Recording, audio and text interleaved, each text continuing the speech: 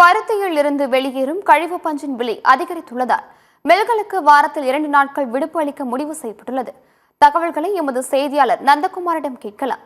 வணக்கம் நந்தகுமார், விவரங்களை பதிவு செய்யலாம்.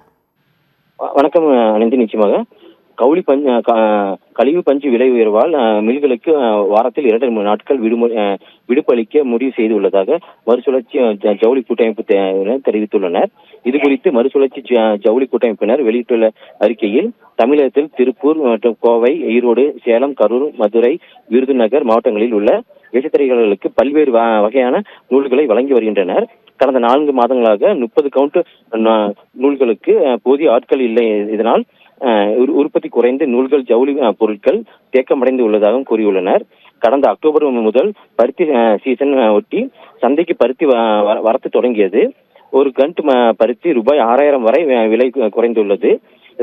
இதன் காரணமாக ஸ்பின்னிங் மில்கள் கடந்த மாதம் நூல் விலையை கிலோ ஒன்றிற்கு ரூபாய் 8 முதல் ரூபாய் 10 வரை குறைந்ததாக கூறியுள்ளனர். ஆனால் கடந்த 2 மாதங்களாக பருத்தியில் இருந்து வெளியேறும் கழிவு பஞ்சில் விலை ரூபாய் 2 முதல் ரூபாய் 4 வரை உயர்ந்து உள்ளதாக கூறியுள்ளனர்.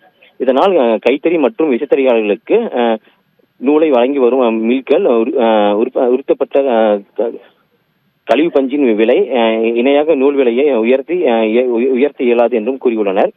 கடந்த மாதம் விலைக்கு கழிவு பஞ்சுகளை வழங்குவது விலை குறையவில்லை என்றாலும் நஷ்டத்தை தவிர்க்கும் கழிவு பஞ்சு கையிருப்பு இருக்கும் வரை இருக்கக்கூடும் எனவும் முடிவு செய்யப்பட்டுள்ளது.